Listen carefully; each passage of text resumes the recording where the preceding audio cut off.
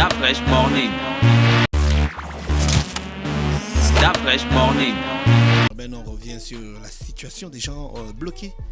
Oui, on revient sur la situation des gens bloqués et j'ai envie qu'on reparte d'abord quelques semaines plus tard, donc il y a à peu près 2 semaines je pense ou 3, lorsque le ministre de l'Intérieur avait fait une communication interdisant donc tous les transports terrestres, fluviaux, maritimes, lagunaires, aériens, et tu te souviens de cette communication. Donc c'était dans le cadre donc de la riposte pour limiter au maximum la propagation donc du coronavirus dans l'ensemble du pays. L'idée c'était de faire en sorte que le corona ne se dispatche pas et n'aille pas partout, parce que du coup après on devait avoir du mal à le gérer. Sauf que lorsque cette mesure avait été prise, tenez-vous bien, moi personnellement je faisais partie des premières personnes à trouver cette mesure salutaire. Mais cela n'exclut pas le fait qu'après on se pose quand même des questions sur certains points qui, à mon sens, sont importants à relever, et vous allez comprendre pourquoi est-ce qu'on parle de ça aujourd'hui.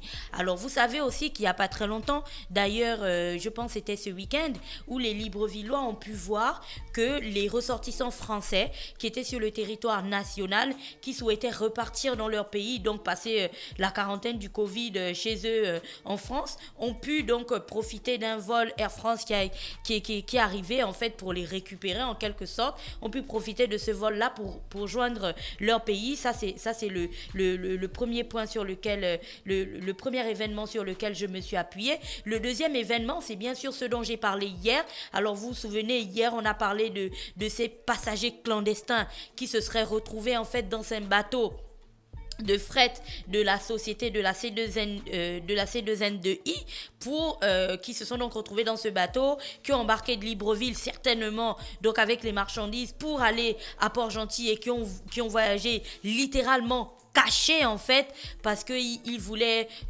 absolument rejoindre la capitale économique. Et donc c'est tous ces faits là qui en me posant bien m'ont fait réfléchir pas sur le bien fondé, mais m'ont fait réfléchir sur l'application ou sur le respect de cette mesure sur le long terme. Je m'explique. Alors lorsque l'on a décidé d'interrompre tous les transports, que ce soit le train, les voitures, les bateaux et ainsi de suite, et les avions, on est bien d'accord qu'à ce moment précis, c'était dans un temps tellement court que il a dû se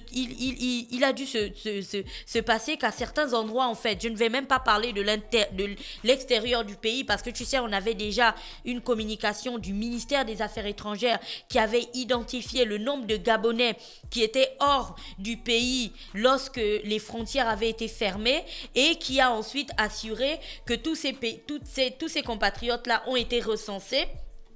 Et donc vont bénéficier d'une aide en fait de l'État pour les aider, pour les accompagner en fait dans cette quarantaine là avant qu'ils ne rejoignent le Gabon. Donc c'est tous ces compatriotes qui sont bloqués, je pense qu'il y en avait 433 si mes souvenirs sont bons, qui sont bloqués hors des frontières du pays. Le pays va les aider en fait à supporter cette période de quarantaine, parce que si tu étais parti par exemple en mission, ou tu étais parti pour un voyage assez court avec des fonds donc limités, et que tu te retrouves bloqué dans un pays où tu peux plus payer ta chambre d'hôtel parce que tu n'as pas forcément assez d'argent, ou que tu n'as aucun endroit où aller vivre et ce genre de choses, tu es obligé en fait de te demander comment tu vas faire. C'est une situation assez impromptue et une situation assez inconfortable. Alors si c'est valable pour les personnes qui sont hors du pays, je sais que pour le Gabon, on a toujours tendance à penser que chacun de nous a un parent dans une province différente, mais détrompez-vous, ce n'est pas une vérité certaine. Parce qu'il y a des gens qui sont certainement à Libreville parce qu'ils y étaient pour une mission particulière. Ils venaient peut-être pour des procédures administratives qui devaient faire 2-3 jours avant de rejoindre l'intérieur du pays. Comme tu as des gens qui étaient peut-être à Port-Gentil qui devaient rejoindre leur province d'origine ou leur ville d'origine parce qu'ils y étaient uniquement pour une activité. Bref, au moment où on est en train de parler, au moment où on a pris cette décision, il y a des Gabonais qui étaient bloqués dans plusieurs zones en fait du Gabon qui ne pouvaient pas rejoindre leur province ou leur ville d'origine parce que à ce moment précis, tous les transports avaient été verrouillés et que ils pouvaient plus circuler en fait. Alors cette situation inconfortable et incommodante pour ces personnes, je ne justifie rien. Je ne suis pas en train de trouver des excuses en fait à qui que ce soit, notamment à l'équipage de la C2N2I qui a fait passer des passagers de manière clandestine. Je dis juste qu'on doit le regarder en fait parce que hier on le condamne et je continue à le condamner fermement. Cependant, je dis que ce genre de choses doit nous enseigner en fait certaines leçons. On doit retirer en fait certaines choses de ça parce qu'en regardant ces situations, on ne doit pas juste les regarder avec beaucoup de colère et beaucoup de fermeté ainsi de suite. C'est aussi des messages qui sont envoyés parce que j'aimerais bien qu'aujourd'hui, on demande en fait aux 10 passagers clandestins en question ce qui les a tellement motivés en fait qu'ils ont préféré braver l'interdiction en fait de prendre des bateaux pour rejoindre Port-Gentil. Et je mettrai ma main au feu que dans la majorité des interviews qui seront faites donc à ces passagers-là, ils vont vous dire pour certains que c'est parce qu'ils se sont retrouvés à Libreville ou bien sûr ils ne vivent pas et qu'ils n'avaient pas de fonds pour continuer à rester ici entre passer tout le temps de la mise en confinement et tout ça machin dans des hôtels et ainsi de suite. Ils ne se voyaient pas en train de faire tout ça parce qu'ils n'avaient pas forcément les fonds pour résister à ce que ça coûterait en fait et ils étaient obligés de rejoindre leur province d'origine. Ce que je veux dire par là, c'est que si on ne trouve pas la solution de ces personnes-là qui sont bloquées ci et là, elles peuvent être bloquées à Libreville, elles peuvent être bloquées à Port-Gentil, elles peuvent être bloquées à Franceville parce qu'il y a le train, elles peuvent être bloquées à Makouké, à je ne sais pas, à Mouila et je ne sais pas ce genre de zone dans le pays. Si on ne trouve pas une solution claire pour ces personnes-là, on est bien d'accord que qu'on le veuille ou pas, elles vont braver les interdictions pour pouvoir rejoindre en fait leur maison, des endroits où elles se sentent en sécurité et surtout des endroits où elles savent qu'elles ont tous tous les paramètres sont réunis en fait pour qu'elles puissent vivre le confinement de manière optimale. C'est quoi la solution aujourd'hui? Quand je dis qu'il faut absolument qu'on trouve des solutions à ces personnes, la solution n'est pas de dire que on lève l'interdiction et puis chacun peut voyager comme bon lui semble. Non. L'interdiction, c'est peut-être de se poser et de faire un appel, tout comme on a fait un appel à tous les Gabonais de l'étranger qui étaient bloqués. C'est peut-être de faire un appel aux Gabonais qui sont bloqués dans des zones qui ne sont pas les leurs et puis de les identifier, de les tester. Parce qu'il ne s'agit pas de faire partir des gens dans plusieurs zones, donc de les éclater dans plusieurs zones du pays sans savoir s'ils sont malades et ainsi de suite. Non. Il s'agirait peut-être de les tester, de voir s'ils sont positifs ou pas. S'ils sont positifs à la maladie, ils restent en confinement jusqu'à ce que ce soit résolu. S'ils sont négatifs au coronavirus, qu'ils rejoignent leurs habitations. Parce que la situation de précarité que les gens vivent ou les difficultés financières que les gens vivent lorsque ils sont hors de leur maison ne concerne pas uniquement les Gabonais qui sont hors des frontières du Gabon. Mais ça concerne aussi des Gabonais qui sont hors des frontières de leur ville, de leur province, je sais pas, qui sont allés en mission, qui sont allés pour une petite activité, qui ont raccompagné peut-être un parent, qui sont allés en week-end, qui sont allés, enfin bref, il y a une liste incroyable en fait de raisons qui pourraient justifier le fait qu'au moment où on a décidé de fermer les frontières, ces Gabonais-là se soient retrouvés là.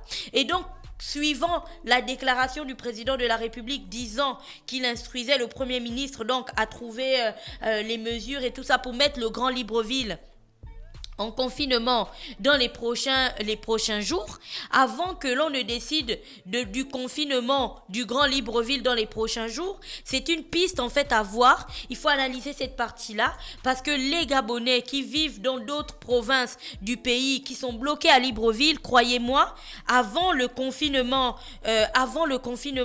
donc du Grand Libreville, ils auront bien envie de rejoindre rejoindre leur zone et de fuir en fait. Donc c'est ces parties-là, c'est ces questions-là qu'on doit absolument voir. C'est sur ça qu'on doit absolument travailler. Et comme je le disais, je ne suis pas en train de demander de remettre les transports et de laisser tout le monde circuler comme bon lui semble. Non, chaque personne devra justifier, devra prouver en fait de l'existence de son habitation hors de la zone où il se trouve, et donc justifier la nécessité et le besoin de rejoindre sa maison. Mais avant de rejoindre sa maison, il devra être testé pour être sûr qu'il n'a pas de corona et tout ça. Et puis là, peut-être par des bus ou je ne sais pas qui seraient mis à disposition, ces personnes-là rejoindraient du coup leur zone. Je me souviens qu'au début de la pandémie, c'était la même chose quand j'écoutais à RFI au Sénégal, lorsque les établissements scolaires ont fermé avec les enfants qui étaient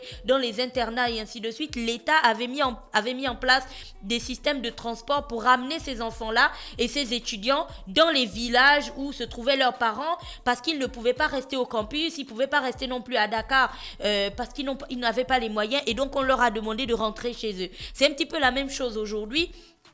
Il faut savoir qu'il y a certainement des Gabonais qui n'ont pas les moyens en fait de supporter la vie à Libreville, parce que si tu ne vis pas à Libreville, tu n'as que deux possibilités. Option 1, tu vas passer ton confinement dans un hôtel avec les coûts que cela représente. Option 2, tu loues un appartement meublé avec les coûts que cela représente, tu vois. Donc, il y a des gens qui n'ont pas forcément de l'argent pour supporter ces frais supplémentaires, et donc c'est une piste qu'il faudra absolument voir, parce que comme je l'ai dit, si on ne règle pas la situation de ces personnes-là, elles continueront à trouver en fait des voies et moyens pour rejoindre leur zone. Qu'est-ce qui ne nous dit pas que dans les bus qui continuent à transporter, dans les camions qui continuent à transporter la nourriture, peut-être les gens sont cachés dans les bananes et ainsi de suite, parce qu'ils ont envie de rejoindre leur ville, genre Libreville et machin. Pourtant c'est des nationaux, hein, ils ont tous les papiers et tout, mais ils sont obligés de se cacher.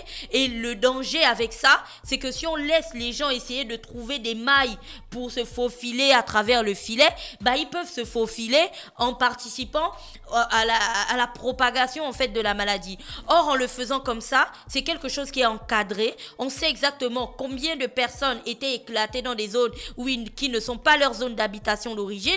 Donc ces personnes-là, on les teste et on est au moins sûr que quand on les renvoie chez elles, elles n'apportent pas la maladie. Donc voilà, c'était tout pour la rubrique du jour. Merci Gina qui est avec nous ce matin sur les 104.5 Urban FM, la station urbaine dans le Da Fresh Morning pour le petit clin de civique. On se retrouve dans quelques minutes. Da Fresh Morning.